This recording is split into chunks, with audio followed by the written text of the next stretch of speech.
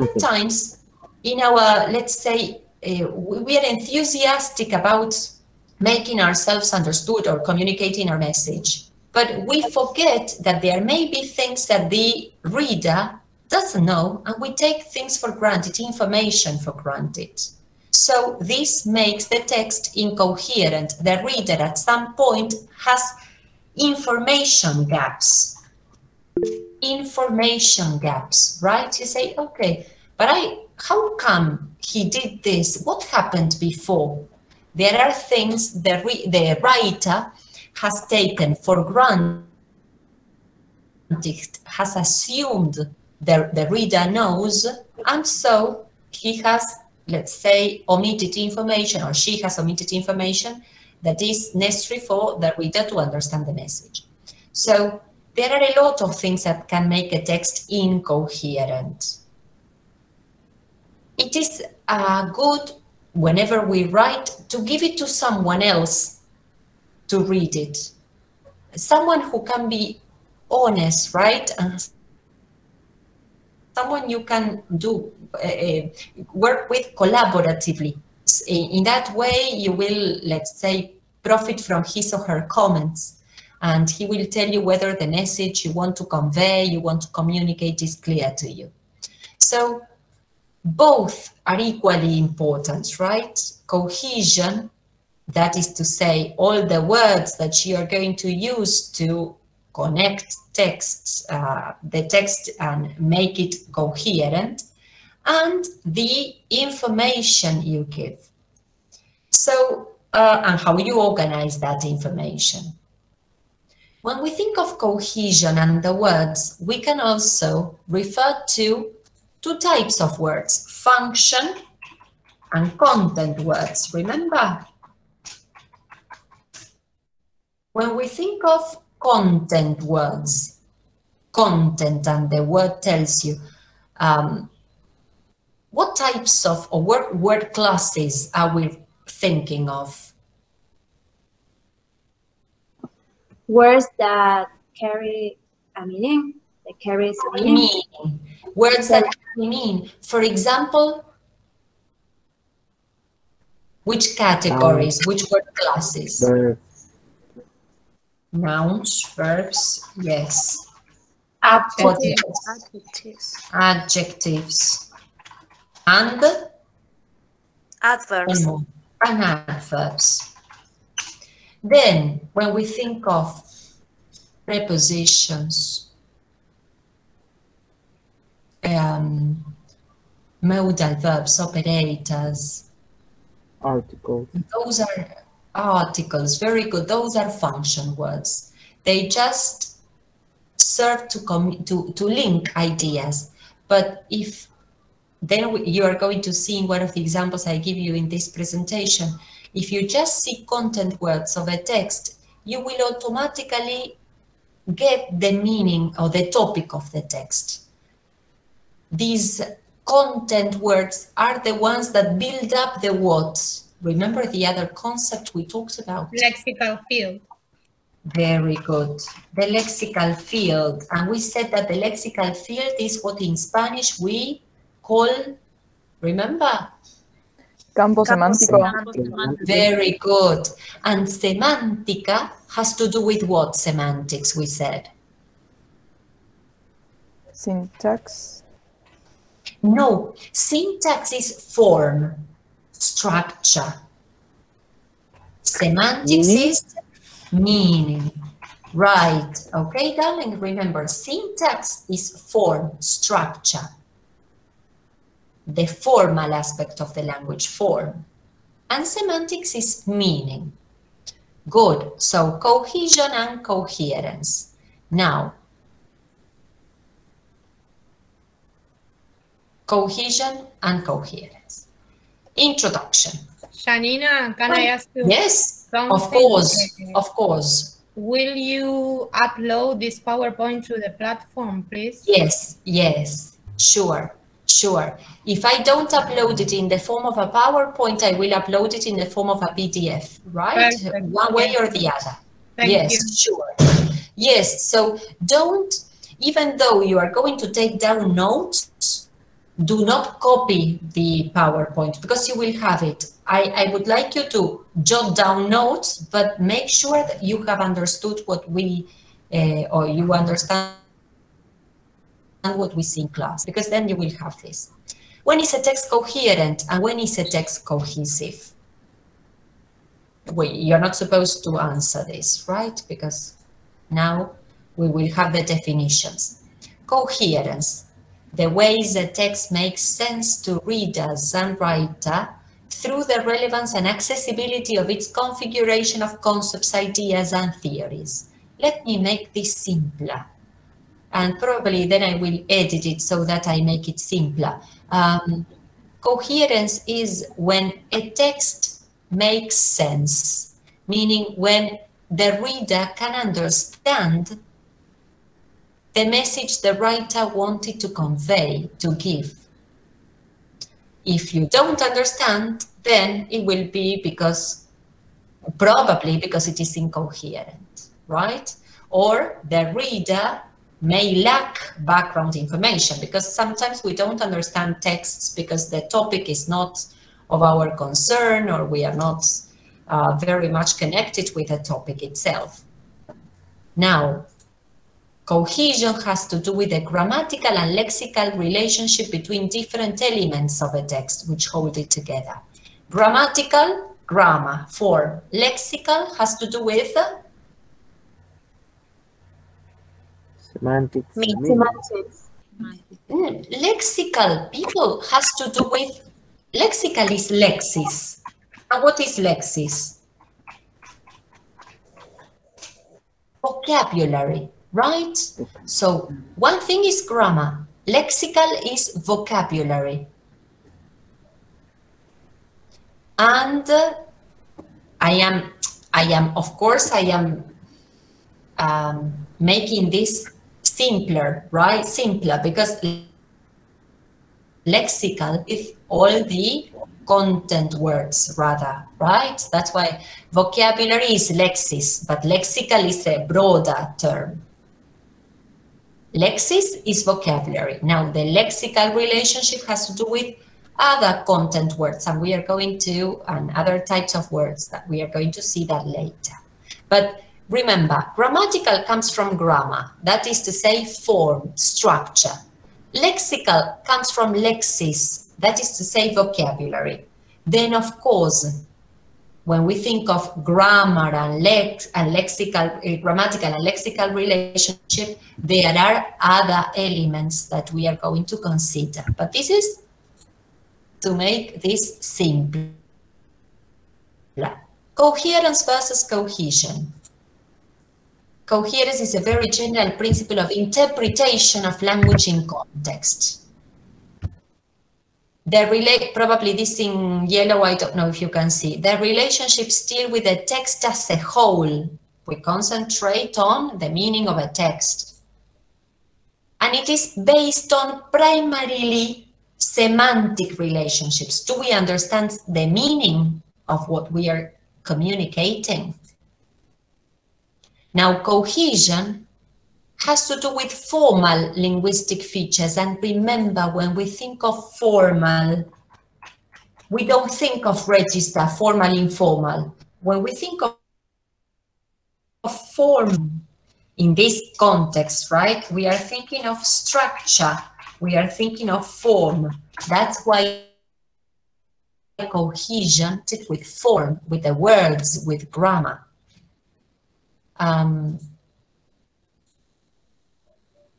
Repetition, reference, the words that we use, and those words sometimes express have this referential connection. Semantic relationships between sentences and within sentences. We are going to see how we find these or how we work with these relationships. And is determined by lexically and grammatically overt intersentential relationships. Probably these concepts are rather complex, so complicated to understand. Let me again try to make this simpler. Coherence, or you help me. A text will be coherent or coherence has to do with, you tell me, in your own words, right? That you understand the meaning of text. Very good. As a whole. Very the good. Coherence is the meaning of the text as a whole. Very good. The meaning of a text as a whole. The message the writer wants to transmit, wants to convey, wants to give. And cohesion has to do with, or is connected with, you make your own sentence.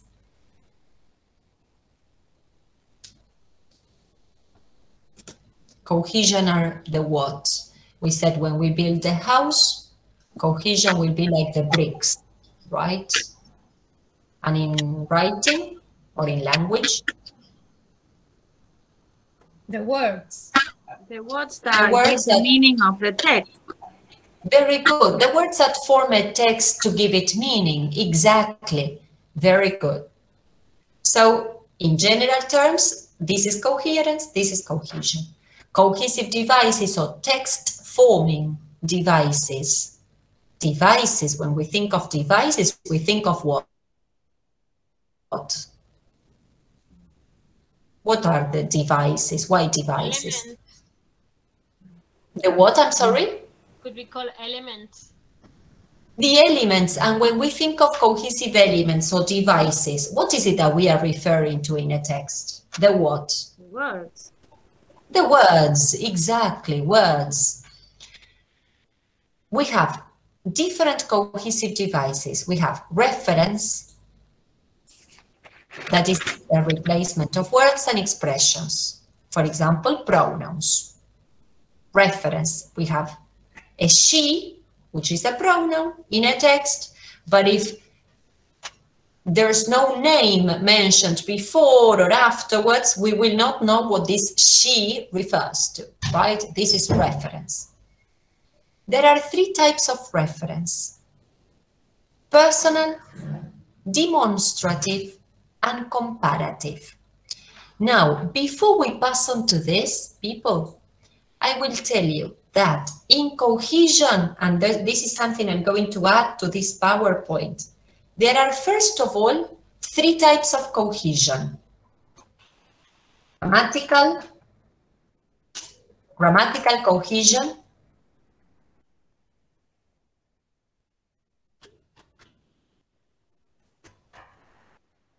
lexical cohesion, grammatical cohesion, lexical cohesion, and lexicogrammatical cohesion,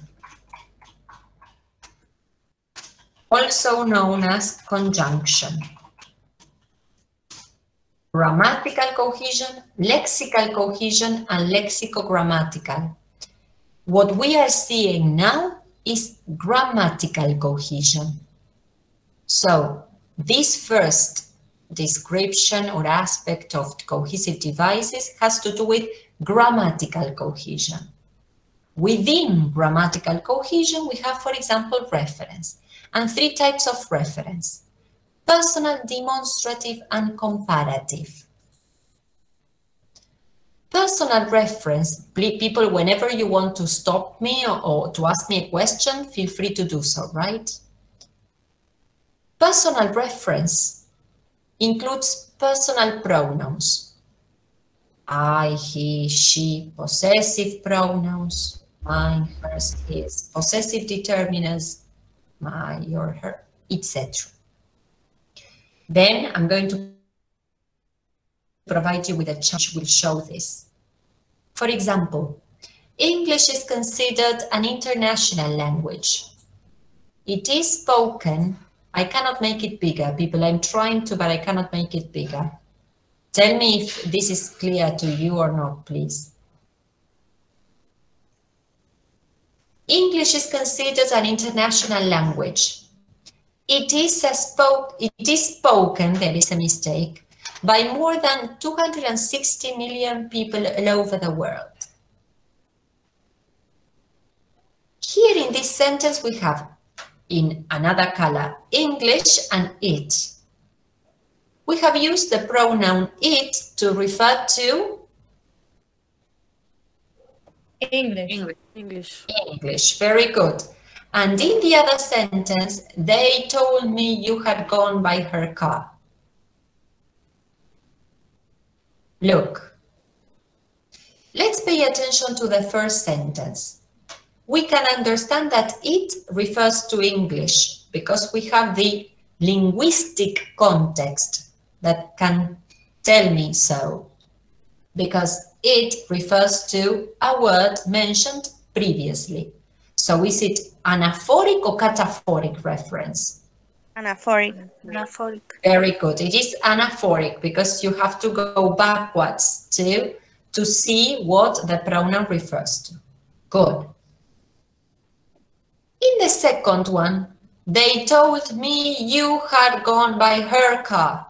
Do we have this linguistic context that can help me understand the referent? No. There is no reference. So, No. very good. So pay attention and make sure that you, whenever you write, you don't make these mistakes. I mean, this sentence is out of context. I don't know if someone put up his or her hand because I cannot see you, but I heard please, you ask me, right, if you have a question. Oh, Diana, yes, darling. Yes, can you spell, is anaphoric with R? It's anaphoric. It comes from anaphora and cataphora, which has to do with whether you have to read backwards or forwards to find the referent of a word, right? The antecedent. Good.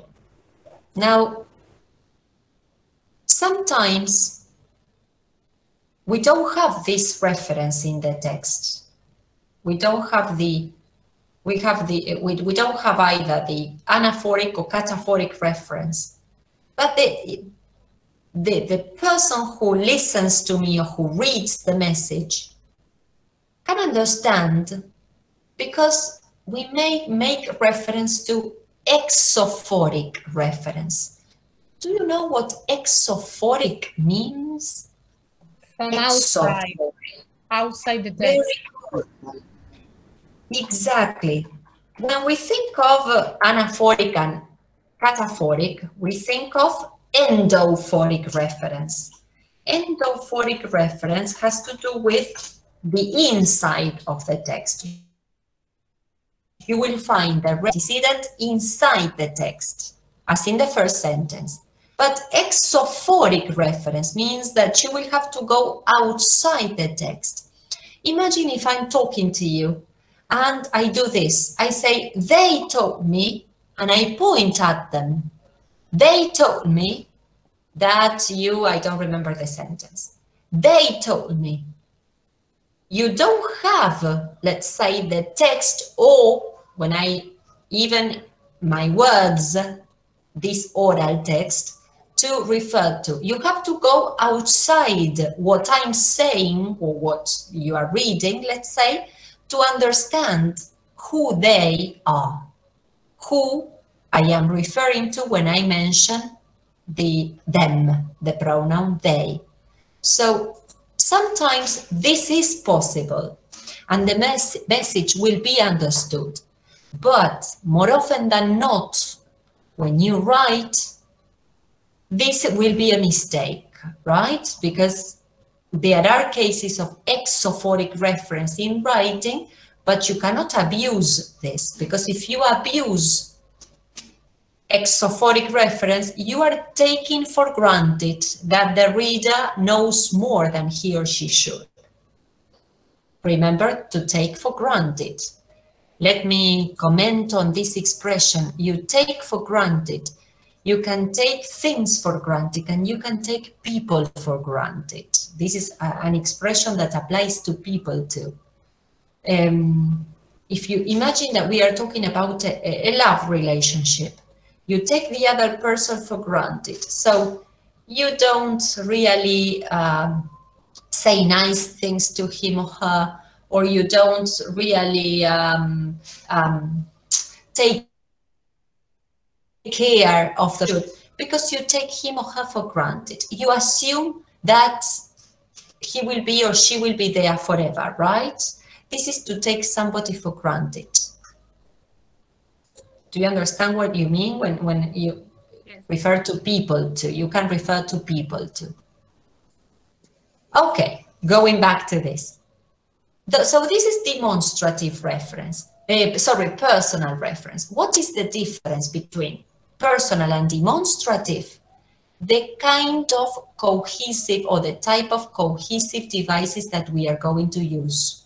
Then you are going to see it in the chart. For personal reference, you are going to use certain pronouns. For demonstrative reference, you are going to use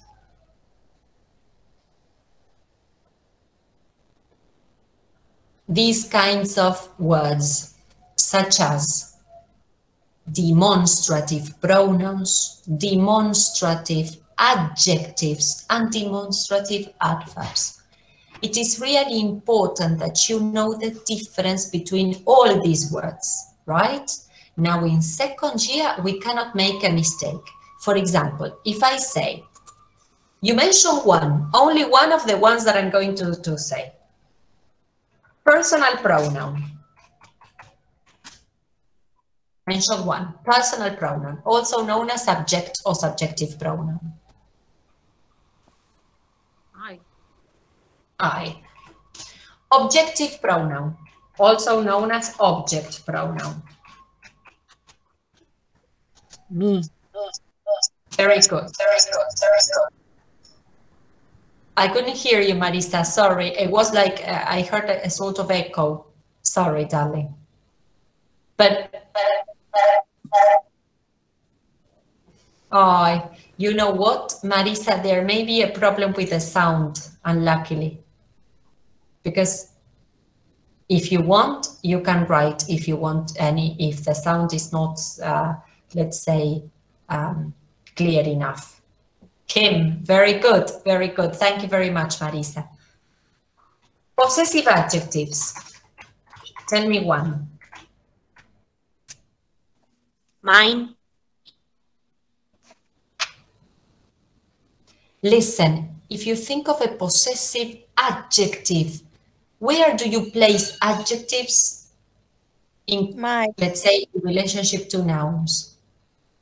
My, because remember that an adjective as such will always precede a noun, be in front of a noun, right? My car. But if you say mine, this will be a possessive what?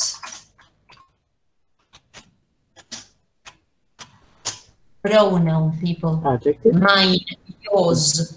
Mine will be a possessive pronoun, because if you say that is mine, you will be my pen, for example, right? Mine, yours, his, hers, theirs, ours, pronouns. Pronouns replace nouns. Adjectives need a noun afterwards, always precede nouns, right? So we have personal pronoun, objective pronoun, possessive pronoun. Now I would like you to tell me a demonstrative adjective. That. Very good. And if it is an adjective, it will be followed by a Noun. That house, for instance. Very good. But you have as demonstrative pronoun, you have that as well, but I like that, and that's it. It will be replacing the noun, a pronoun, right? So you know what that refers to. So, adjective, sorry. No, only one thing that I remember from last year, there was a chart or sorry, that when there were each let's say, type of pronouns and adjectives and examples. If I can recall, you have shared that with us, but I cannot find it because I was looking for it. Could you share it again? Let me see if I've got it. I remember that Brian sent that to us, but I couldn't find it. Only Brian, or it was something that we, because probably he had it, you know? No, but he said that you had made it. Ah, look at that. That it was yours. But I cannot find it. It was like a chart with personal pronouns, adjectives, etc. I will look for it. I promise I will look for it. Thank you. Chart on, please. Possessive adjectives and all that. Yes, people, it is very important that you don't make mistakes in these respects, right? When it comes to these topics. Because this is defining the words, right? This is the grammatical part you need to know to be, let's say, I mean, that the teacher needs to know. And then we have demonstrative adverbs. For example, you say that, this, these, and those are pronouns or adjectives, demonstratives. But to show place, you don't say that. You say, oh, there, or here, very good. Yeah. Now or then, exactly. So that's why demonstrative reference has to do with a form of verbal pointing. Pointing, you point, this, that, here, there. The speaker identifies the reference by locating it on a scale of proximity. Meaning, if it is here, it is near. If it is there, it is not nearby, but it is far away from you. So you are going to have an instance of demonstrative reference when you have these types of words, demonstratives. So this, these, and here imply proximity. That, those, there imply distance from the speaker. Remember that you shouldn't copy everything because I will share this with you later on, right? For example, like personal pronouns, possessive adjectives, the demonstratives regularly refer exophorically outside the text to something within the context of the situation. For example, we are talking and I say, how do you like cruising that yacht? Meaning, would you like, what do you think about going on a cruise in that yacht? Exophoric, you are not mentioning which one, you are pointing it. Pick these up, but you can find these types of words in texts, and you can find the reference inside the text as well. So, personal, demonstrative, and comparative reference. Comparative reference has to do precisely with this, with comparative adjectives and adverbs and the superlative. Or words such as same, identical, equal. So, personal reference, personal pronoun, then you are going to have a chart, right? A set of cohesive devices such as personal pronouns, possessive adjectives, subjective pronouns, etc. Demonstrative reference for demonstratives, demonstrative adjective, demonstrative pronouns. Comparative reference, these words such as same, identical, equal, or adjectives and adverbs in the comparative and superlative form. For example, if you say, she has a similarly furnished room to mine. The little dogs barked as noisily as the big one. You have as. They asked me 3 equally difficult questions. Have a look at the second one. The little dog barked as noisily as the big one. You are comparing the way the little dog and the big one bark, right? This is comparative reference, and you are using these cohesive devices to compare. I'll continue, people, but please, we continue now with, we said how many types of cohesion there are at the beginning, that I wrote it down. 3, very good. 3. Grammatical, lexical, and lexicogrammatical. We are in grammatical cohesion, and in grammatical cohesion, we have now analyzed reference and the 3 types of reference. We will pass on to, sorry, we have something else. Halliday and Hassan, who are, I think that they are divorced now, I'm not sure, but Halliday and Hassan and husband and wife, right? Husband and wife.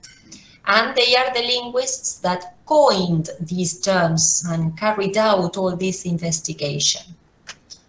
Halliday and Hassan call cohesive ties within text endophoric, what we were saying before, and references items outside the text exophoric. This is just to mention the terms we were referring to.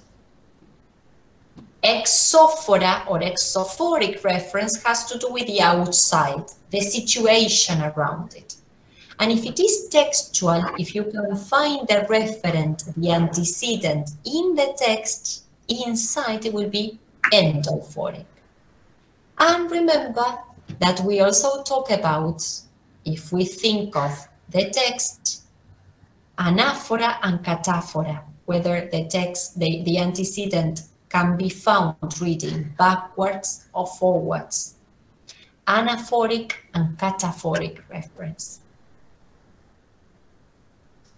Okay, a lot of concepts, right? Then I'm going to prepare an activity for you to revise these concepts. But the idea is that you, not that you remember all the concepts now, but you little by little understand the explanation, please, and you stop me if you don't. We have reference within grammatical cohesion, reference, and now we are going to see the other concept within grammatical cohesion, which is substitution. These are, again, different types of cohesive devices that we can find when we analyze a text. What is to substitute? To replace one item by another. Now, sorry people, because it is rather noisy. Just a minute.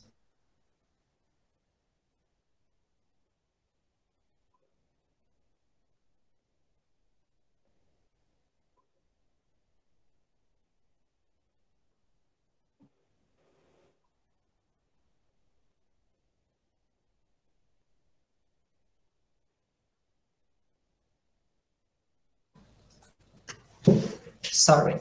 So, substitution. Substitution is replacement. And again, for substitution, we will have certain words or cohesive devices that will substitute for others. So, there are 3 types of substitution: nominal, verbal, and clausal. Okay. Nominal substitution. If you say nominal substitution, is because there will be a word replacing a what? A noun. A noun. Very good. So we have nominal substitutes. For example, we can substitute for, remember the preposition, a noun using one, ones, other, others, as, in the example. Let's go and see the bears. The polar ones are over on that rock. In this sentence, ones is taking the place of bears in the previous sentence. And again, people, why is it that the writer will decide to use a pronoun, a demonstrative, such as one, to substitute for or to refer to other words? Why will the writer decide on these words? To avoid repetition? Precisely, yes, to avoid repetition. And this you do all the time. You use these words all the time, because if you said, or if you wrote, or if you decided to write a text repeating words and repeating words, you know, it wouldn't sound natural, right? So you do this all the time, but now we are giving this device or this, let's say, technique a name. Verbal substitution. And we don't use any word to substitute for verbs. We use do in all its forms. Do, does, did, done. For instance, do you like pizza? Yes, I do. Instead of saying, yes, I like, which is wrong anyway. Does she go to school? Yes, she does. And so on and so forth. Did you go to? Yes, I did. I am just showing you simple examples. You asked me, for example, Janina, have you uploaded the PowerPoint presentation? Done, I said to you, meaning, of course, I'm going to mention some other words. Done will be uploaded, meaning it is uploaded. So we use all the forms of do to substitute for verbs in English. And clausal substitution will be the substitution of complete clauses. Now, what is a clause, people? What is a clause? A sentence is a complete unit of meaning that begins with a capital letter and finishes with a full stop. Now, within a sentence, there may be 1, 2, 3 clauses. What is a clause? What type of construction is a clause? Subject, verb, and object. Very good. If you want, just subject and verb, right? Subject and verb. The object may be there or not, depending on the type of verb, but good, subject and verb. And we use only so and not to substitute for clauses. For example, in clausal substitution, oops, the entire clause is substituted for. Let me check. Let me see, because let me see if I can go backwards. Sorry, here. The entire clause is presupposed, meaning we substitute for it because we can recover it from previous mention.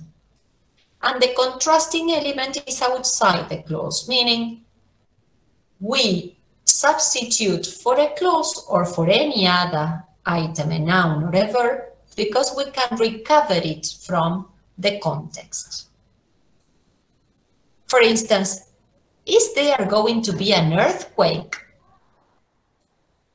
It says so, the other person says. What am I substituting for with so? Is there going to be an earthquake? It says that is going to be one. Very good. There's going to be an earthquake. You are substituting for a clause, the complete clause with a subject and a predicate. There is going to be an earthquake. We don't say it because so presupposes the whole of the clause there's going to be an earthquake, and contrastive environment is provided by The says which is outside it. I'm going to correct something here because this is not very clear. But I mean, you are substituting for a clause which can be recovered, right, from previous mention. Has everyone gone home? Another example. I hope not. I hope everyone has not gone home, right? I hope not. It says so, I think so, I don't think so, I think not, I hope not, I believe so, I believe not. You don't use it with so many verbs, right? Clausal substitution. So we have worked on grammatical cohesion, again, grammatical cohesion, reference, the three types of reference, substitution, the three types of substitution, and now the last concept within grammatical cohesion. Aldana, please. Within grammatical cohesion, we have reference, substitution, and ellipses. Precisely, yes. Reference, substitution, lexical and lexicogrammatical, it's another thing. Another type of cohesion, right. Okay. Then I'm going to show you a chart where you will see this. Okay. What is ellipsis? Do you know the meaning of ellipsis? The meaning, what is when something is ellipted? Omitted. Very good, exactly. So a synonym of ellipsis will be? Omission. Omission, exactly. So to omit, to elide, you decide not to provide the information. Why? Again, because it is assumed, presupposed, and it can be recovered from the context. So this is ellipsis. Zero element. You don't find an element if you omit. There's not a pronoun, there's not an adjective, and nothing to replace. Deletion of words, expressions, or phrases. Substitution by zero. Zero element is ellipsis. Again, three types of ellipses: nominal, verbal, and clausal. Nominal ellipsis. You can omit a complete noun, or you can omit a noun phrase, right? A nominal phrase or group. So,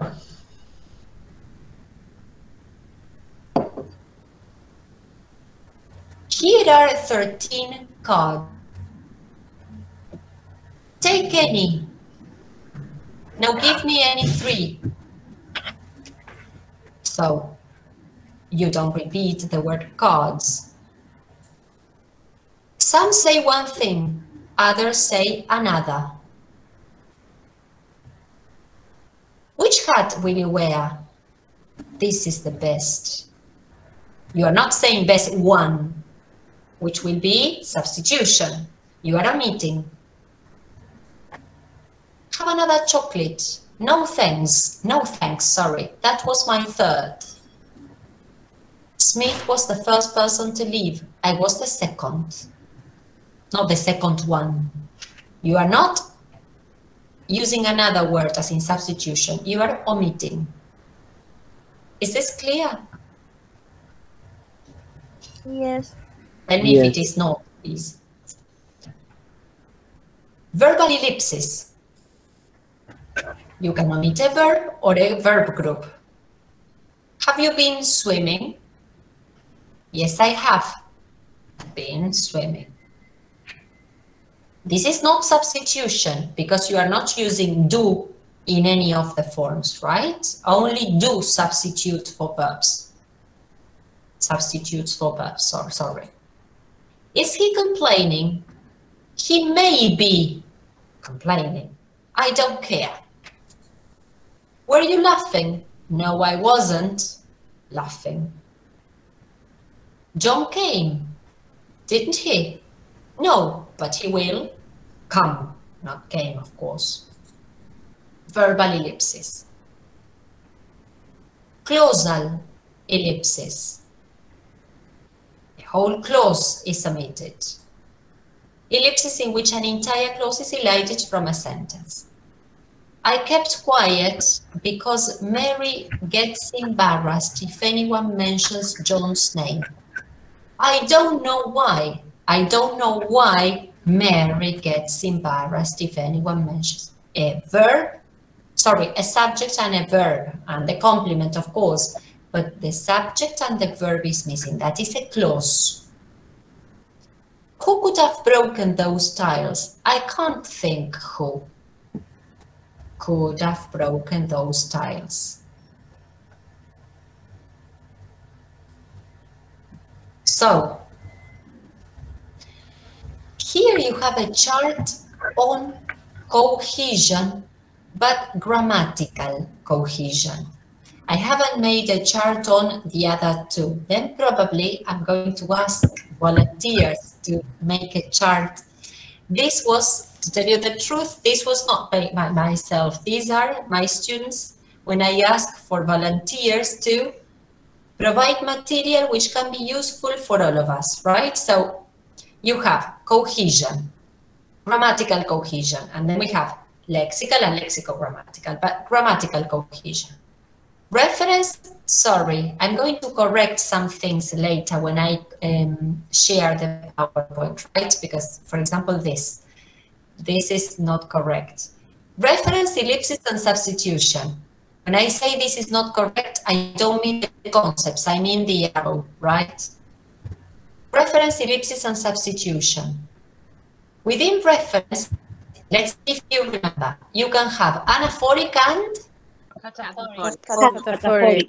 very good. Within reference, we have personal and comparative. Demonstrative. Demonstrative. Very good, demonstrative. This is very small. I don't know if all of you can see it. No. But within personal ref, no? No, No? I can't. Let me check. Let me check. Wait a second. Let me see if I can do something about it. Wait.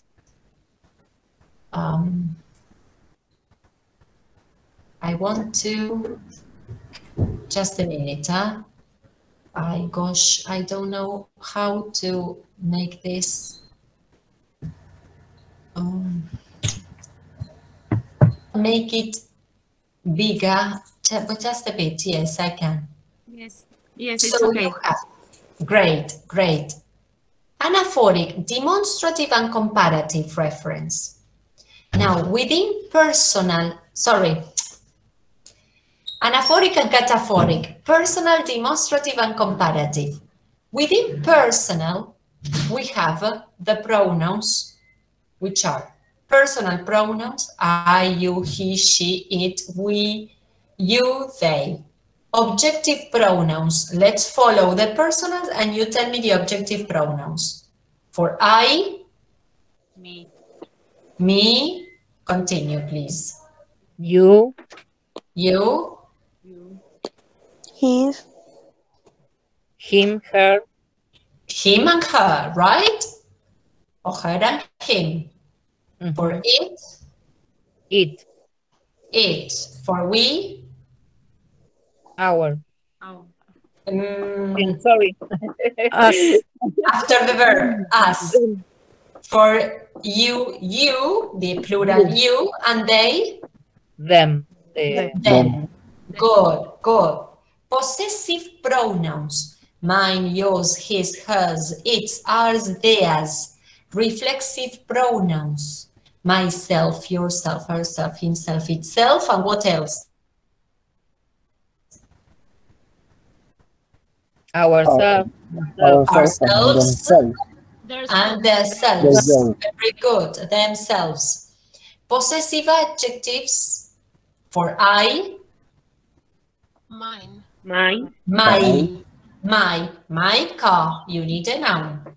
You, Your, she, her, her, her, he, his, his, it, its, its, we, our, our, you, your, your again, and they, their car. And theirs will be the possessive pronoun, right? Demonstrative pronouns for demonstrative reference, this, that, is, those, and the adjectives are the same, but they are followed by nouns. And demonstrative adverbs, only these four, here, there, now, and then. Time and place, place and time. For comparative reference, we will have comparative adjectives, superlative adjectives, and comparative adverbs. Or superlative adverbs too. So, and you have examples. For ellipsis, grammatical cohesion ellipsis, there are 3 types, all within grammatical cohesion, remember. You have verbal, clausal, and nominal. And for substitution, Nominal. The only thing is, in ellipsis, here we don't have anything at all because ellipsis is replacement by 0, no element. But in substitution, we need an element to substitute for the other element. For clausal substitution, we use so or not, or do so, the expression do so. I will do so later on. Remember so and not, first of all. Do so is a variant, right? Don't worry. For verbal, which were the words that we used to substitute for verbs? Do, does, Did, done. Very good. And for nominal? one, Once. others. Perfect, people. Excellent. I continue with, and this is the complete chart. Ones, well, I have to complete this. Others. Okay, here you have it complete. Everything that you said before. I continue.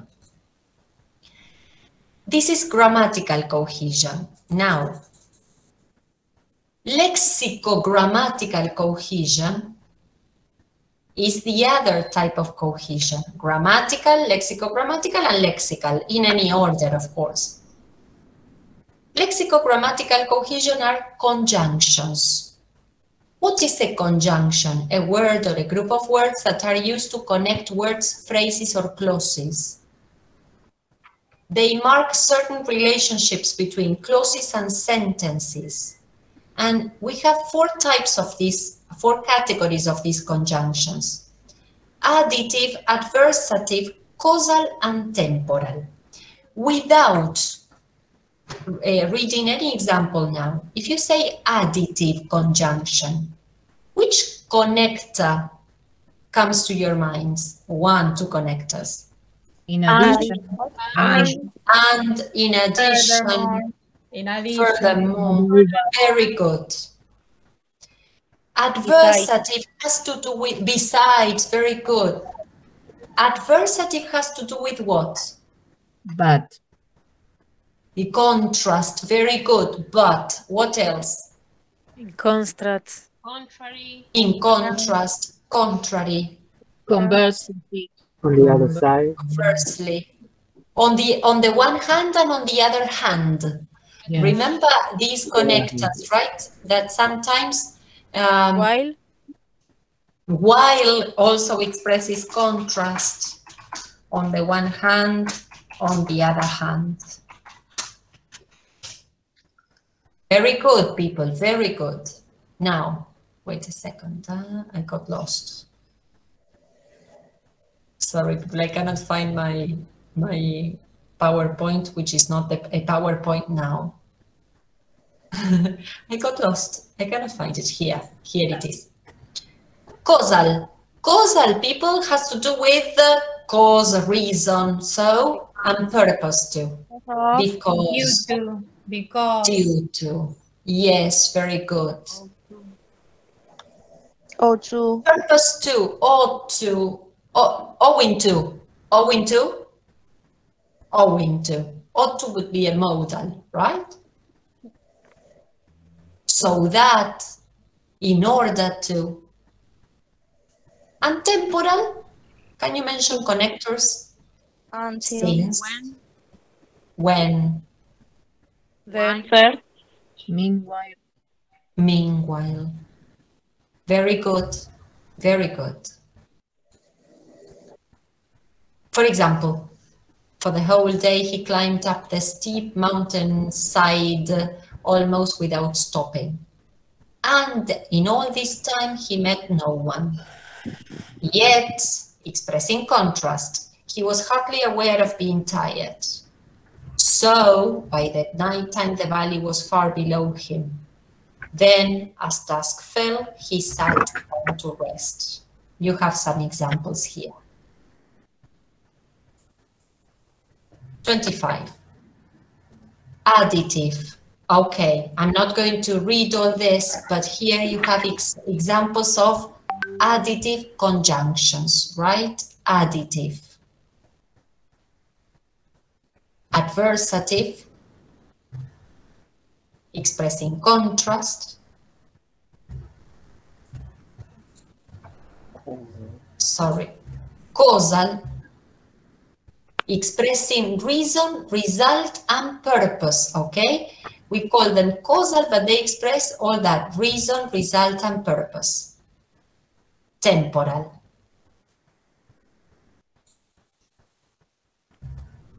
Now, this we are going to see in depth when we see syntax. You have coordination and subordination when you talk of conjunctions. Do you know a synonym of what is to coordinate? To?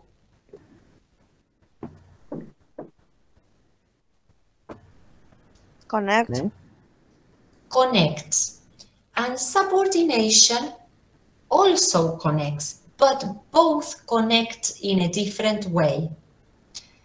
Coordinating conjunctions connects words, phrases, or clauses of equal grammatical rank. And subordinating conjunctions connect clauses that are of subordinate importance to the independent clause or to some element in the main clause.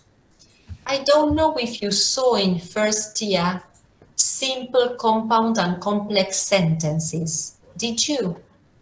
Yes. Yes, we did. You know what, people, if you just to revise or whatever, I'm going to upload material on simple, compound, and complex, and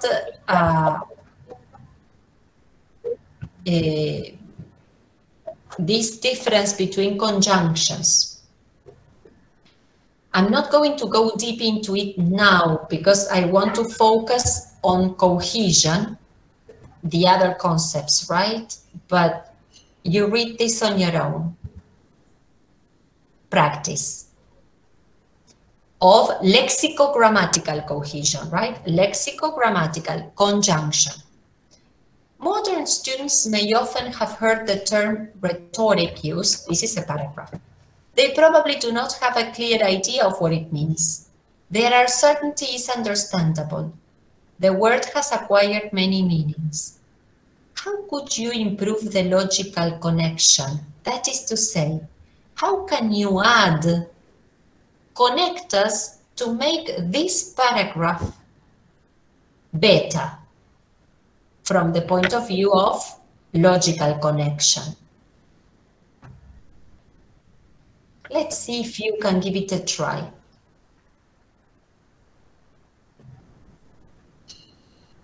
Although, between the first and the second. For example, although Modern They students. No. No. Combining the two first sentences. Modern students may often have heard the term rhetoric use, although they probably do not have a clear idea of what it means. Good. They have heard it, but they probably do not have a clear idea of what it means. Yes. Another connector? Good. Now let's connect this with the second part.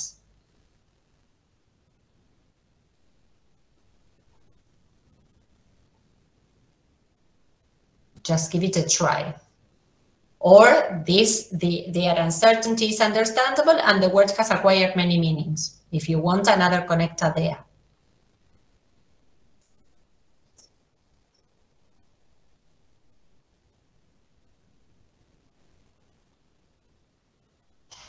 But They probably do not have clear idea of what it means, but their uncertainty is understandable.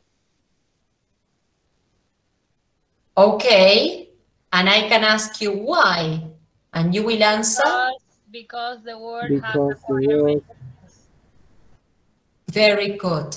Here you have a suggested answer, right? This is suggested. Although modern students may often have heard the term rhetoric used, they probably do not have a clear idea of what it means.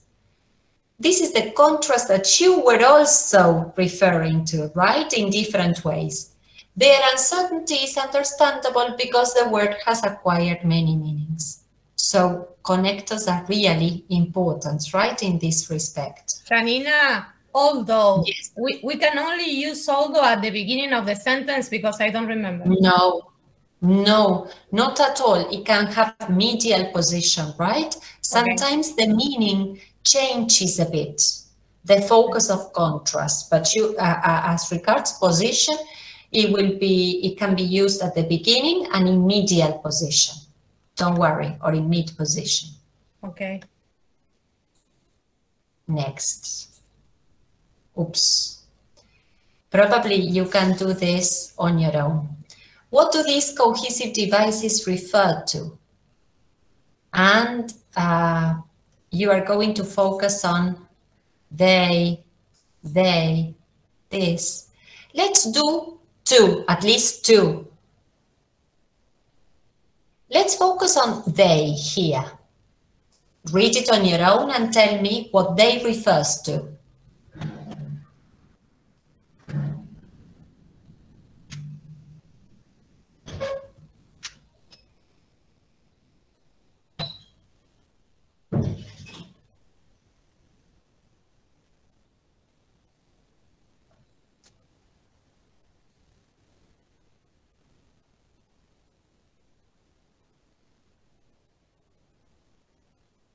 No idea.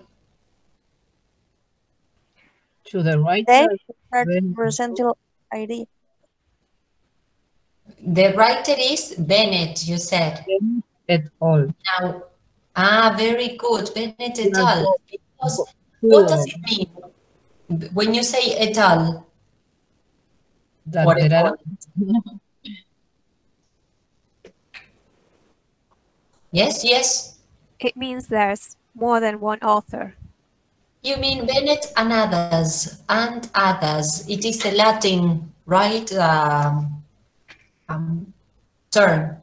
Bennett and others. That's why it says have argued, and you have this verb form, right?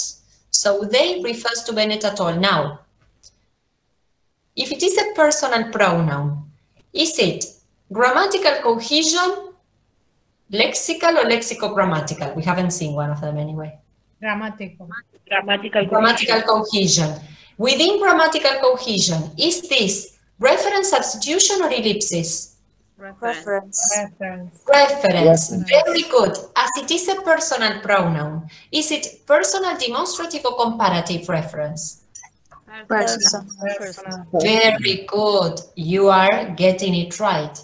So this is, then I'm going to tell you how you are going to organize this in an answer, but it's grammatical cohesion. It is anaphoric personal reference because the the antecedent is mentioned reading backwards. It is a personal pronoun and it refers to Bennett et al. Good. Can you try now with this one?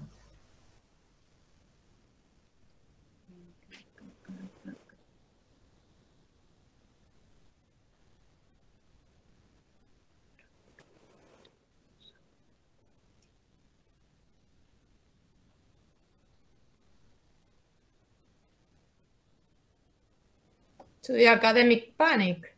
Yeah. Because No, it's it says, it says this academic panic. Which academic panic? the one Because that it says have this. been mentioned before.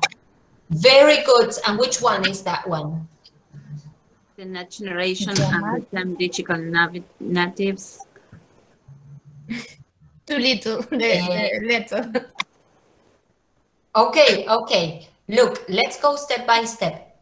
They also note that it doesn't say an academic panic, the academic, it says this academic panic. If it says this, it's because it was mentioned before, as you very well said. So this refers to a panic mentioned before. So, which is the panic? The moral Panic. Moral panic. The moral panic. Very good. So this is grammatical or lexicogrammatical cohesion, because we haven't seen the other one. Is it a conjunction or it's all the other? Grammatical. Grammatical cohesion. Reference, ellipsis, or substitution?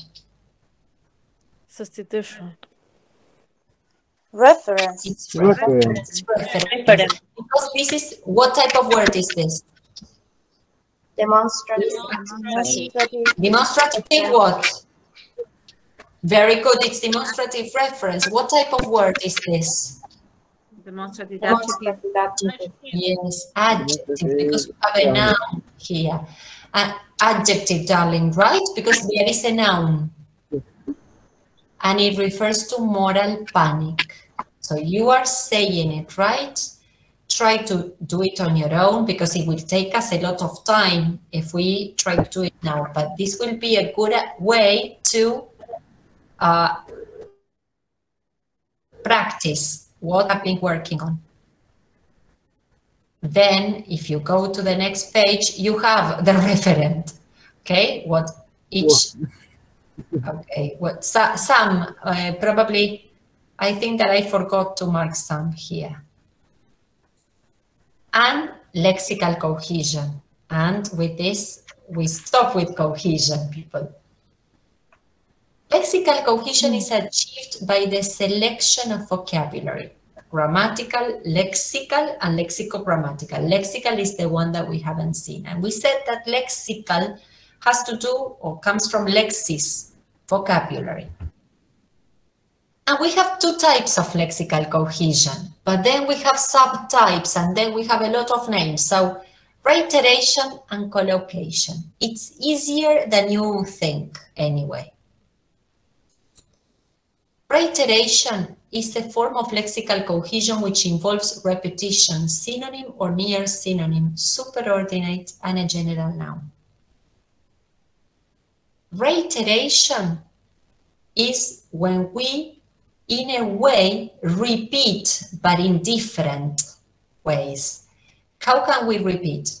By saying the same word, repetition. By using synonyms or near synonyms. By using superordinates, now we are going to see what they are, and the general noun, we are going to see that too. Pollution of our environment has occurred for centuries, but it has become a significant health problem only within the last century. Atmospheric pollution contributes to respiratory disease and to lung cancer in particular. Other health problems directly related to air pollutants include heart disease, eye irritation, and so on. Repetition. Why did I write repetition here? Which are the words that are repeated in this text? Pollution and health problems. Pollution and health problem. Very good. So repetition is a form of reiteration. We just repeat the words. Sorry. Well, this is repetition. I'm sorry. I thought there were going to be more examples here. Sorry, people, I am a bit confused at this time now. So we have repetition, but then we also have something. Let's pass on to synonym first here, which is something that you are familiar with. I turn to the ascent of the peak. The climb is perfectly easy. I'm going to correct this, sorry. Ascent and climb are synonyms, or near synonyms if you want, but they are synonyms. Then we have here near synonyms. There is a boy climbing that tree. The lad is going to fall if he doesn't take care. Near synonyms, synonyms. Sometimes we call them near synonyms when the connotation changes by using the lad. Lad probably is probably too informal, right? But they are synonyms or near synonyms. But then we have something called general noun. A general noun are general words, if you want. They are a group of words that refer to a whole, not very many. For instance, thing or things in plural, people, those people, and we refer to a group. Stuff, and all this stuff, places. So they are general words, only a set of words.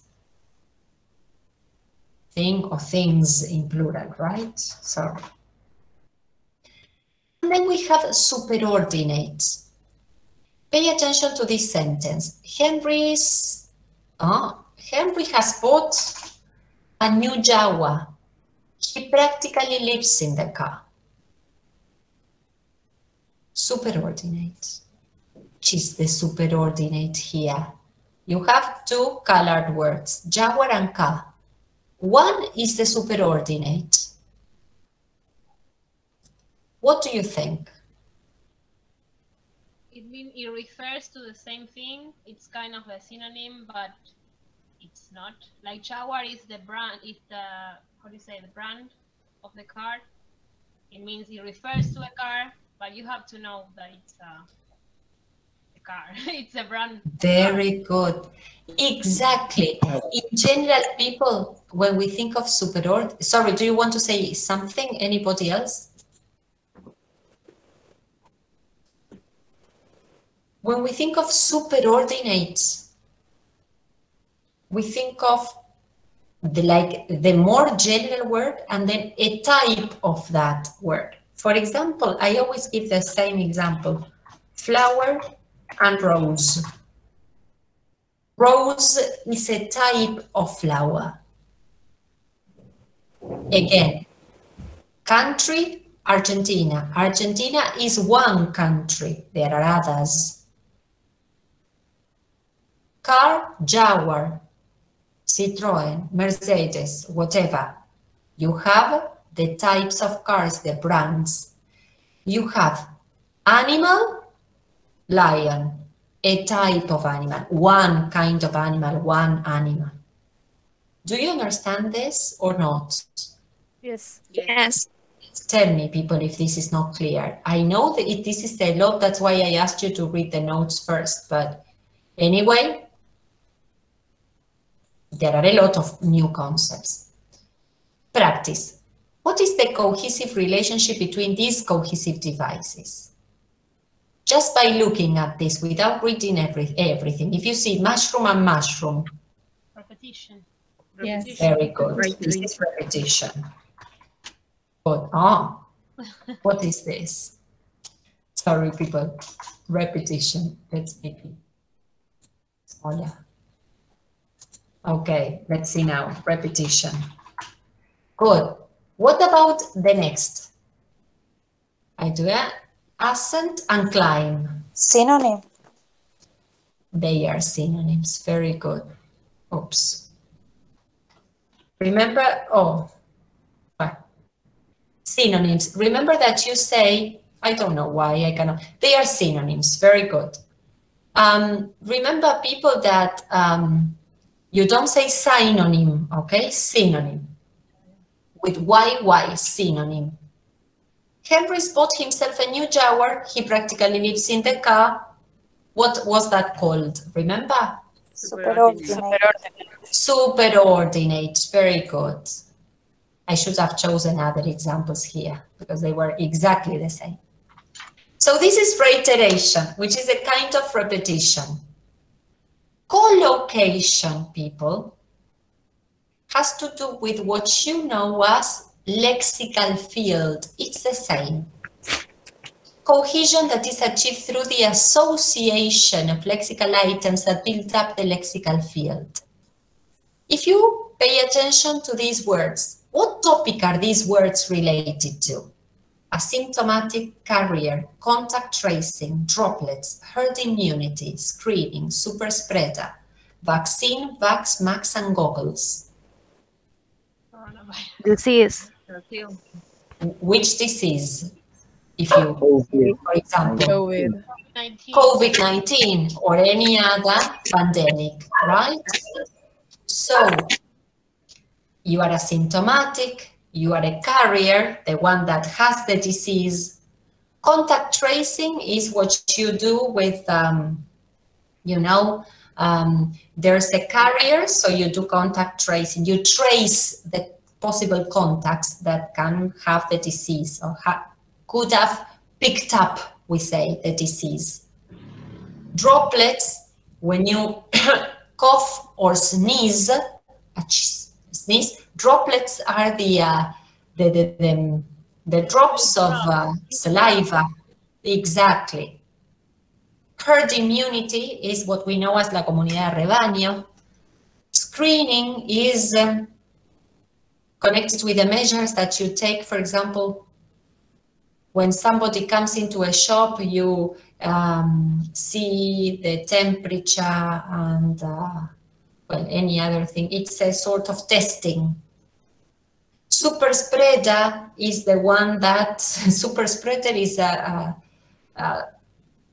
don't know, it's a strange word. It's the one that spreads the virus. He or she doesn't know that he or she has the virus and they spread the virus. Vaccine and vax are synonyms. Vax is informal, mask, and goggles. So, of course, you need to know the meaning, but all of them are related to a disease, a pandemic. This is collocation. Now, remove the cohesive devices that build up the lexical field. I'll tell you something. This has, you cannot see the type of genre this is, but this is an article. I removed the heading from the article. And I would like you to read it on your own quickly so that you can tell me which you think are the cohesive devices, the words that build up the lexical field, that build up this collocation.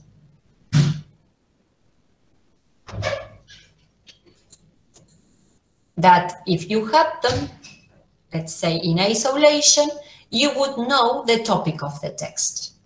As soon as you have an idea, you let me know. Can you make it bigger, please? Yes, I will try to. Let me check.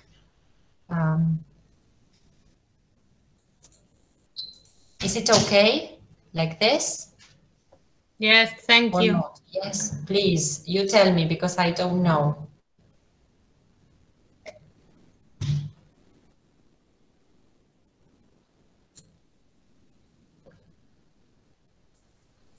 It's about the economy.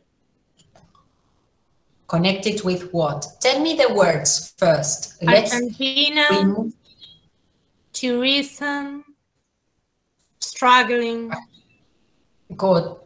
I cannot mark them, okay? I don't know why, to tell you the truth. Argentina, tourism or tourism industry. What else? Okay, struggling. What else? Pandemic. Losses. Pandemic. Losses. Sorry? Travel agencies.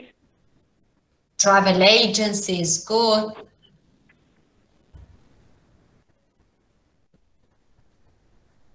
Hotels and restaurants too, okay? Because all this is connected with this industry. Any other? Exports. Yes, very good. Employment. National and provincial government. Employment.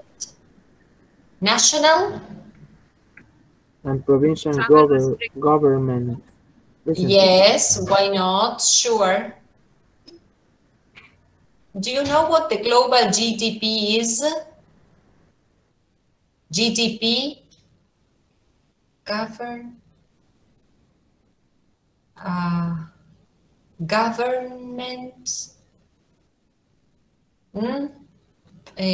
product.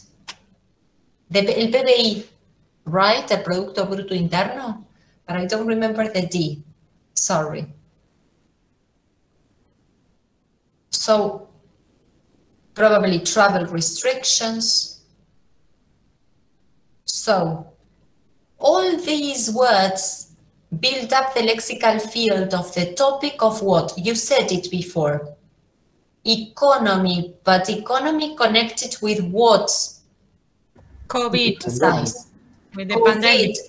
And any industry, is it connected with any industry? Tourism. So, just by removing the keywords, these content words that build up the lexical field, you have an idea of the topic. And this, well, I removed some words for you to see. Then you will see it on your own. But here you have the headline that belongs to the article and shows the topic it develops. And the headline is Pandemic Deals Brutal Blow to Argentina's Tourism Industry. Well, and this will tell us more or less the topic. But even if you don't know the heading, you have been able to get the topic. This is something that you can do with your own students, right? Students sometimes are worried about not knowing the vocabulary, let's say, or not knowing all the words that make up a text. And it is important that they know that sometimes they don't need to know all the words, but just remove the most important words that build up the lexical field. Remember this when you have to plan your own lessons in practicas or in, I don't know if it is in fundamentos, you don't write a plan, only in practicas. I don't know the relationship between one and the other, but remember to always begin from a text, oral or written, and then apply, let's say, discourse analysis and cohesion. You can work with this even with younger students, right? Of course, it's not necessary for them to know all these concepts. No, don't teach them these concepts. This is not the idea. The idea is that they can see how words make up a coherent text and how you can draw meaning with reference, with the lexical field, right? So, tell me now, before we actually pass on to the correction of the activity on cohesion from Module 1, tell me if you have a specific question to ask me about this, something that you say, okay, this was not clear, I had problems with this or that, I need to check this or that, you tell me, whatever you need. Nina? Yes, darling. Could you repeat the cohesive devices of reference, because I couldn't write those down? Yes, you mean you have, when you think of reference, grammatical cohesion, you think of 3 types of reference. Yes. Personal, Demonstrative and comparative. Now, you are not going to use, I mean, not any word is applied for any subcategory of personal, demonstrative, and comparative. There are certain words, certain cohesive devices that you will use for personal reference, for demonstrative reference, and for comparative reference. And the same will happen with substitution and ellipsis. Yes. Ellipsis, 0, substitution, certain elements. For reference, you have personal, demonstrative, and comparative. For personal reference, you will have, as the chart showed you, personal pronouns, objective pronouns, possessive adjectives, possessive pronouns. Yes. Personal reference. Perfect. For Thank you.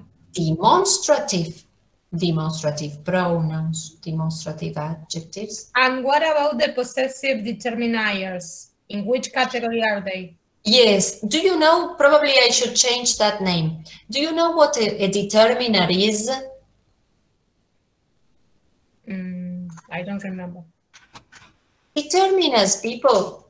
I think this is in chapter 4 from Alexander, if you just want to have a look. But I'll tell you, because I can make it simpler. I can simplify this. Determiners are part of a noun phrase, right? They are connected with a noun.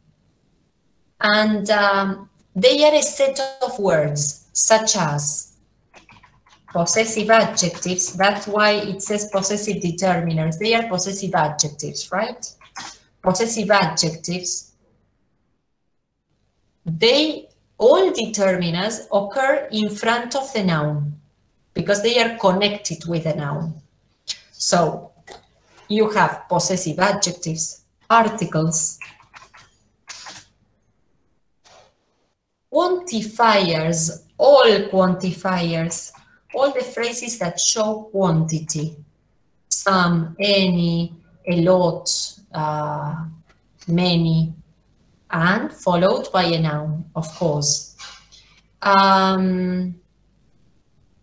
Possessive adjective, articles, quantifiers, and within quantifiers you can have numbers, ordinal and cardinal numbers.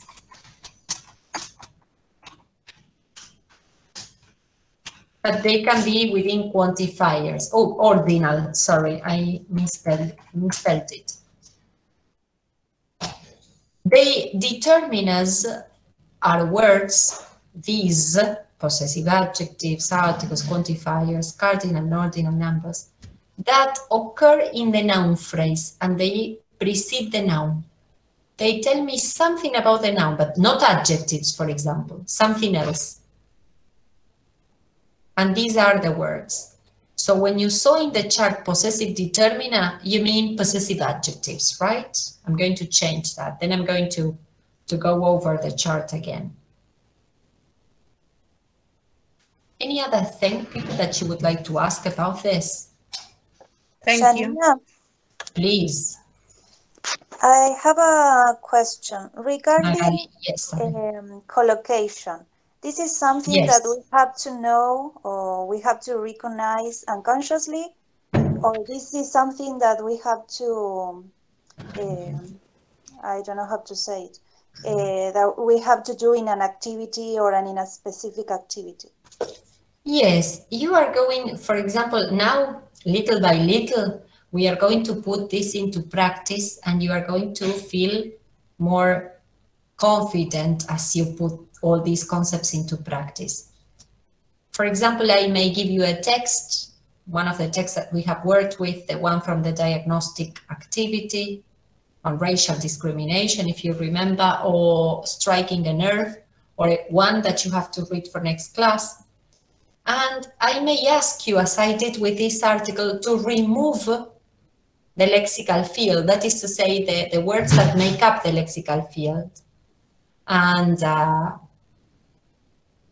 or to remove the words that show collocation, right, which is the same. So you may need to remove those words. What happens when you write? I may ask you to provide, before you actually write, the lexical field of your piece of writing. Which are the words that you have thought of that are connected with your own topic and you would like to, let's say, use. And you can provide some examples so that you know which or how you will go about your own piece of writing. Building up the lexical field will help you write with more varied vocabulary, for example. Do you see the idea, darling, or no? Okay, yes. Please. People, if you go to, this is the last activity, and then I will tell you the homework, and we will call it a day, because I think that will do. But if you go to module 1, the activity on cohesion, you have this. I don't know if you have done this. You tell me, have you done this or not? No, you told us not to do it. I told you not to do it, and then I don't remember if I asked you to do it. I think not. And I am using substitution. I think not. Okay? So probably I don't have the text here, and I don't want you now to think of all this now, but I will show you 2 examples, right? Here. This one. Paragraph 14, I don't have the text here, but even if you don't have the text, because for the others, you will need the text, right? And you will need it. But what I would like you to do is this. In the order in which I'm going to tell you, you are going to describe, for example, yet, number 6. First, as I told you in the notes, you are going to tell me the type of cohesion.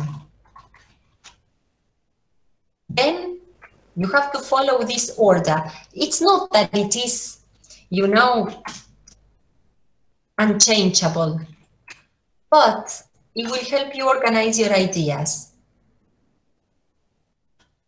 A subtype, then explain the cohesive device. Now we are going to see how, okay?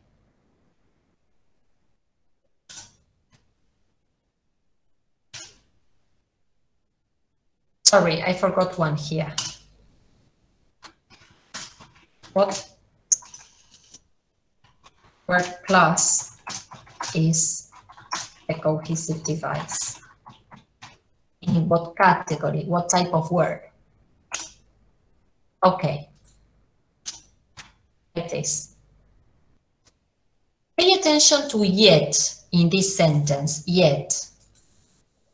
Even though you don't have the context now. What type of cohesion is it? Lexical grammatical cohesion. Very good. So you are going to say, I'm going to use a color. And I'm going to use red so that it is more, legible. So it is pay attention, lexicogrammatical cohesion.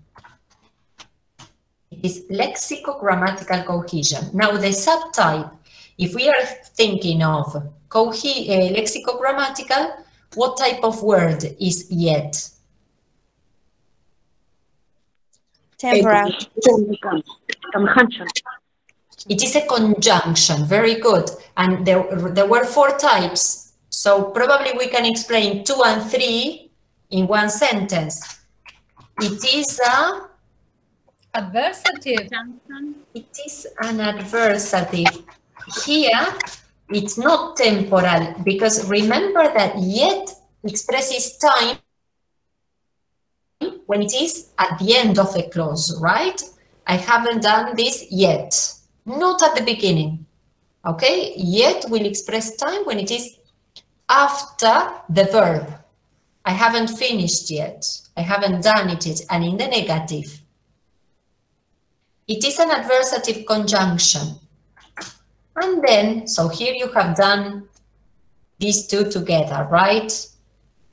Explain the cohesive device. How do we explain it? Always in context. We don't have the context here. The author uses, or the author expresses what? Contrast, or the author uses an adversative conjunction to contrast, and then we need to see the context. We need to explain.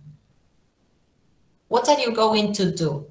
You are going to try and explain this cohesive device following the order in which the notes show, the notes on cohesion, as we are doing here. You are going to tell me the type of cohesion, the subtype, if it is reference, the type of reference, if it is ellipsis, the type of ellipsis. And then you explain. It refers to something. A word has been omitted because, try to explain it in the way you can. No more rules at this point. Let's see what you can do for next time. But we need the context here. We need the whole text, okay, to do it. Can you do it next time? Yes, please. Sorry, what about the word class, number 3? Word class, it's precisely, we have done number 2 and number 3 here together, because word class, it's a conjunction. But it's an adversative conjunction. In conjunctions, we just need to say this.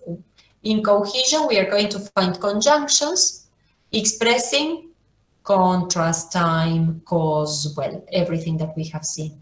We have to say the conjunction and the type. What happens if it is reference?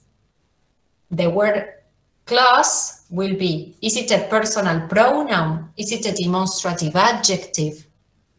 Is it an objective pronoun? Okay? When you do this exercise, a lot of doubts will arise. Don't worry, we are here to try to clarify them and to make, I am here to make you feel more and more comfortable with the exercise, right? It's not that you will do it, let's say, automatically, not now, but let's give it a try. Is it clear, people, or not? You tell me. Yes. Yes. Tell me, please. Huh? No. If you find it difficult, well, you do what you can, and we continue together. If you find it difficult, but you want to do it and you want to contact me, send me an email. Okay? But the important thing is that you know that this, at the beginning, you will need your notes to do it. It's not that you will remember everything. Eventually, you will become more accustomed to it. And then you will do it. I mean, the concepts will just be a detail, right? The important thing then will be to understand the text, because sometimes you think that one connector expresses one thing and not the other, and the context will tell you why. Or one word refers to one thing and not the other, right? So pay attention to that. We will correct this then next class. people, I have to explain the homework because it's something new. There's not so much homework for next class from the point of view of content, let's say. But I need you to do this. And we are going to start writing little by little. So I need you to go to, I will show you the page. It's this one. Oh, sorry.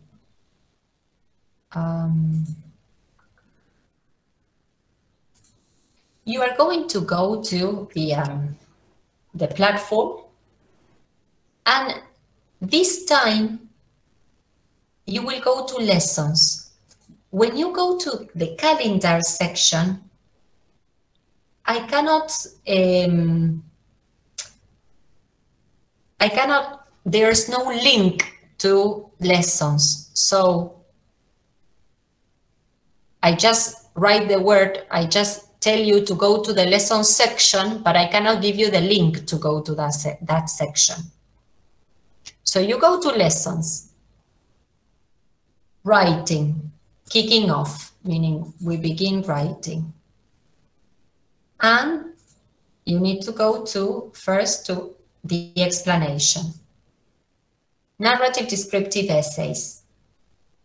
Well, this is a quote that I like. Fill your paper with the breathings of your heart. Meaning, when you narrate, this is what you should do, right? This is your voice. Sharina, we cannot see it. Oh, I sure. Sorry. Thank you for telling me. Thank you for telling me. I don't know what I was presenting then, because it said presenting. Wait a second. And what was I presenting? Nothing. Nothing. No. Thank you for telling me. Now, yes. Yes. Yes. Yes. Great. Fill your paper with the breathings of your heart. So you go to lessons here.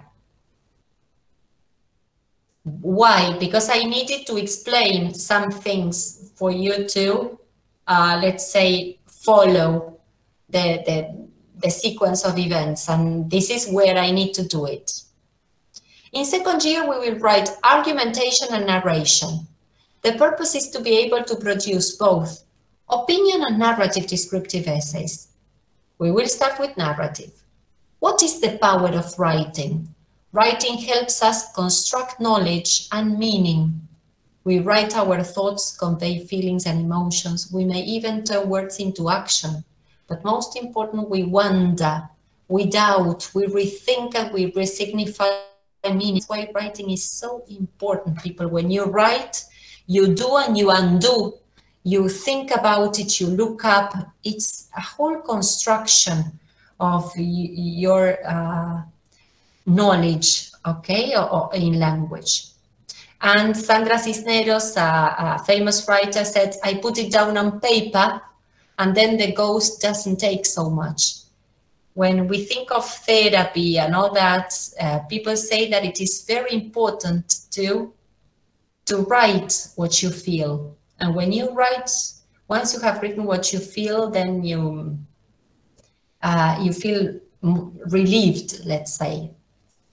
And I have learned, people, through experience, that when people write, well, I have done some research. For example, writing, everything that you have to do during the day will help you remember, for example. Writing has a lot of useful, let's say, purposes. Okay. We are reading about controversial issues, and the idea is that you can speak your mind about them and you can also build on your experiences, other people's experiences and your own. The idea is that you follow these steps. Wait a second. Process writing. Yes. You are going to go to this link. I'm going to go in a minute. And then you're going to watch explanatory videos on narrative descriptive essays. Please jot down notes and questions to discuss in class. I have prepared 2 videos to explain what a narrative descriptive essay is, how you will go about it, and so on and so forth. For you to have an idea. 2, because I had a technical problem and I had to stop. But you will have to go to this link, process writing. This is the first activity to hand in, let's say. But how? Listen to me carefully so that you don't, let's say, make any mistakes. If you go to lessons, you can also have access to this section, process writing.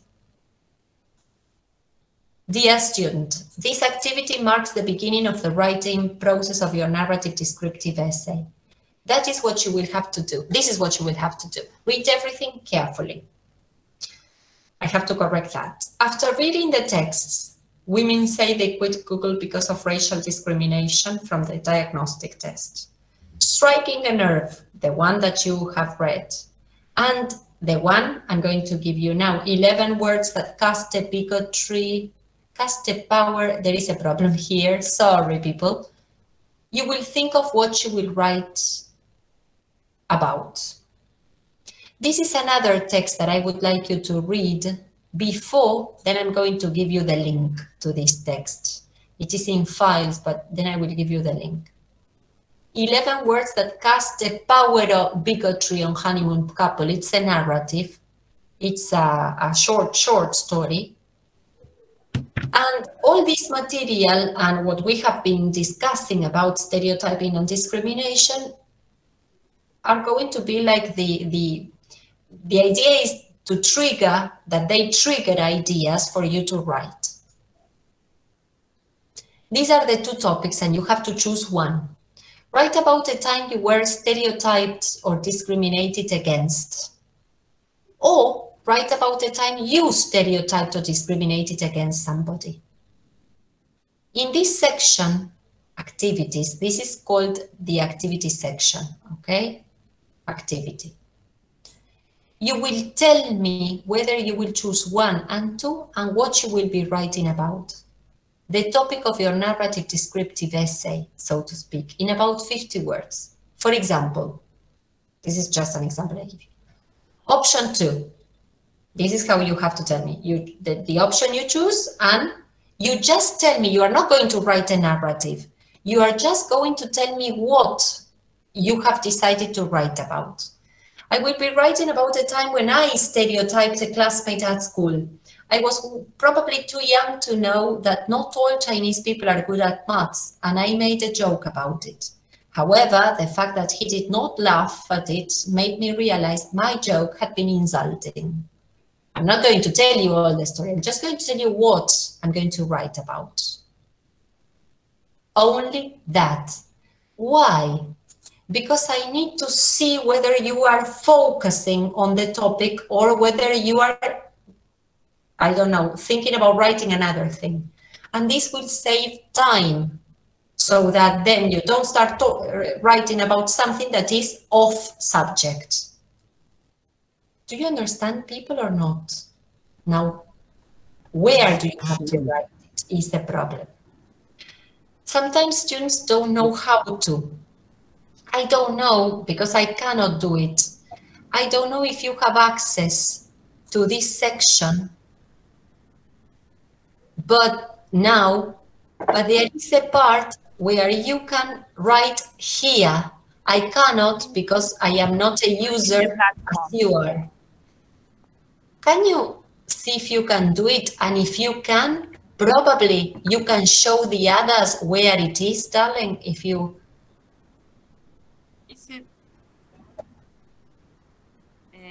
This one, the green button. You have to go. Can you share? Aldana is showing it. Aldana is showing it. What it says. Sorry. Perform activity. The red button. Yeah. Sorry, the green button. Can you show me the other part, darling, if you are so kind? There. Very good. Perform activity. Can you try doing it? Can you click on that one? Perform activity. Very good. You see, it is here in this section where it says message, where you have to write. You don't need to attach anything now.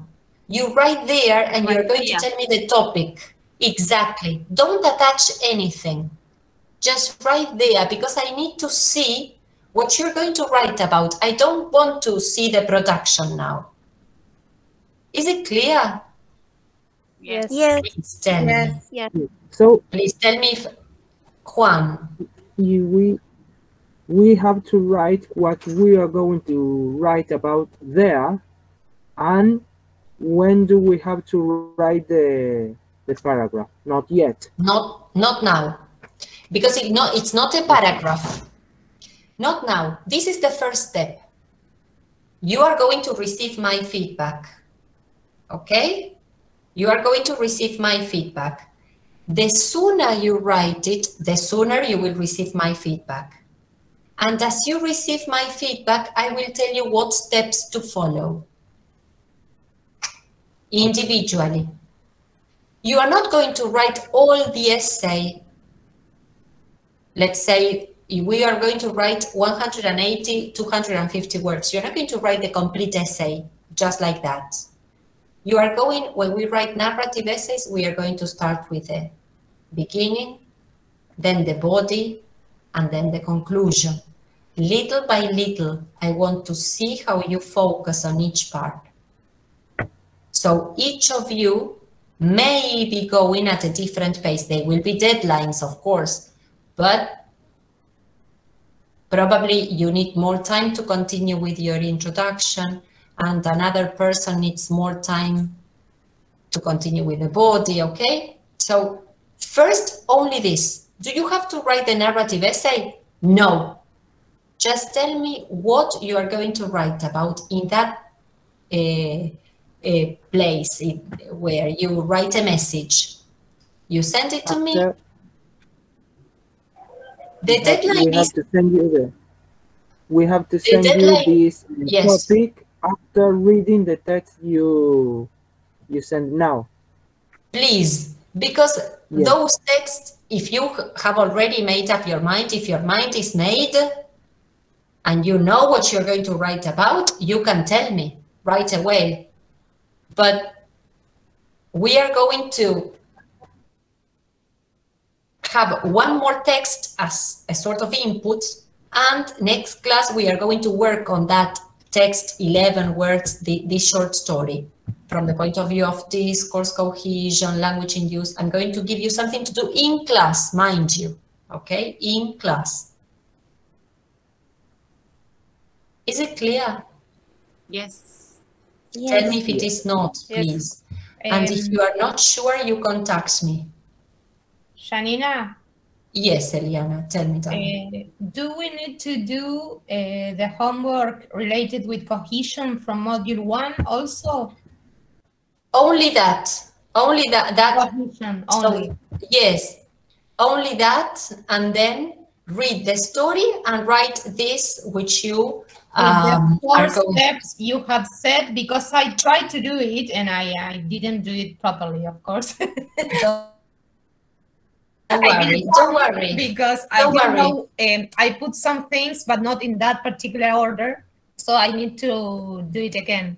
We need to use those steps you told before. Yes, and these steps, if you reread the notes on cohesion, you will see that they are there. You are going to upload the PowerPoint. Yes, that. Great. Yeah, give me a couple of days because I need to make a couple of course. Yes. Because I have my notes, but my notes are. Don't worry about it. So I need that. Anyway, this is explained in the notes on cohesion too, okay? But this is, reinforcing all the material. Yes. But the PowerPoint sometimes is easier to understand because it's more graphic than a text. Yes, you're right. People, this is the beginning of our writing process, and I need you to focus on this, right? So that you can make the best of it. Then we are going to add more and more elements, but this is just the first step. You don't need to tell me the title. You don't need to write anything. but what I have just asked you to write. And you follow only those instructions. Don't do anything else. My idea is that next Wednesday, we meet at 6 or 6:15. Why? I will be here at 5, but I need to organize myself. Let me tell you this in Spanish. Quiero tener encuentros con algunos grupos una vez que yo vaya viendo el proceso de la escritura. Si yo considero, porque me van a escribir, si yo considero que les tengo que explicar algo a alguien que a veces escrito de esta forma escrita, a veces perdemos mucho tiempo porque yo lo comunico y no se entiende. Yo a veces hasta les mando voice notes, ¿vieron con eso? Talk and Comment, ¿lo conocen? Esa aplicación Talk and Comment de Google, ¿es una extensión o no? No, No importa, lo vamos a ir probando. Yo les voy a mandar a veces mensajes de voz, porque quizás a veces cuando es para explicar algo, el mensaje de voz ayuda un poco más que escribir. Y yo a veces también juego un poco con mis propios tiempos, y a veces mandarles el mensaje de voz es más sencillo. Pero vamos a ir viendo. Aún así, en la comunicación diferida, a veces dificulta comprender, porque dicen, pero no entiendo a dónde tengo que ir. Y yo necesito explicárselos como cara a cara y que me pregunten. Entonces yo quiero dejar, que va a haber momentos que voy a dejar horas en la clase para estos encuentros o para corrección y feedback, ¿sí? Si yo veo que no es necesaria esa hora que les estoy diciendo para encuentros, empezamos a las 5. Pero déjenme que les avise en la semana para ver cómo nos organizamos. Por eso les anticipo ahora que quizás pueda pasar así. Si esto sucede, quizás lo cito en grupos, tal y tal, venía a tal hora, tal y tal, venía a tal hora, entra al Meet y ahí en 5 minutos les explico y podemos solucionar algo que en 5 minutos, que por ahí en el ida y vuelta de los mensajes que se tardan más. Si no es necesario, seguimos y tenemos la clase a la hora que normal, habitual. ¿Está claro, chicos? Yes. Sí. Sí, Todo esto también es una dinámica nueva, ¿eh? Entonces también estoy como probando. Perdón, Maylen. That I think that I will need it. Okay, let's see, people, eventually everybody needs it, right? Everybody needs a guide and everything in writing. My obstacle sometimes is that these meetings, individual meetings, are great. The problem is that we don't have the time to do them because, of course, there are a lot of us, right, in the classroom. And it is difficult sometimes. So we will do our best, right? Because I think that talking about the mistakes or what you need to reinforce helps a lot. Talking about it. Face to face, I mean. Synchronically. People, do you have any questions? I have a question. Yes. Yeah. For example, if you don't ask me to be in this meeting with the small group, can I be present anyways? Because maybe you don't call me, but in that meeting, maybe some things could help me to improve my production. Yes. And of course, if the others don't mind, I would like you all to come. But the thing is that talking about, for example, individual things with some people may be not, let's say, essential to others. That's why I asked you. But yes, sure, Juan, you are welcome to come. Okay? Of course. Okay. You know, the link is already there, so you can log in whenever you want to. Is it clear, people? Well, whenever you want to, not whenever you want to, because if you log in tomorrow, I will not be here, right? You can log in, but okay. Anyway, I don't think you, after all this class, which was heavy, I don't think you want, you will want to log in tomorrow too. I don't think so, but okay. People, any other question that you may have?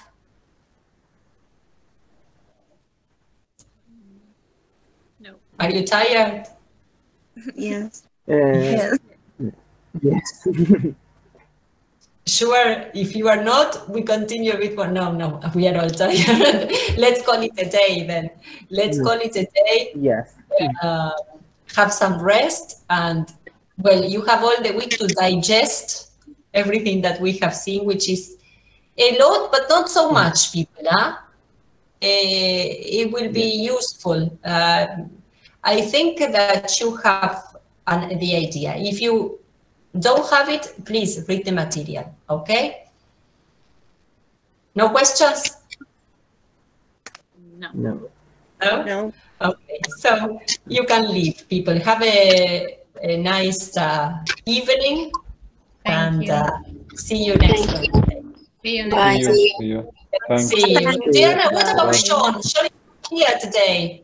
No, he's on the next room because he was being noisy next to me. I told him, "Oh, you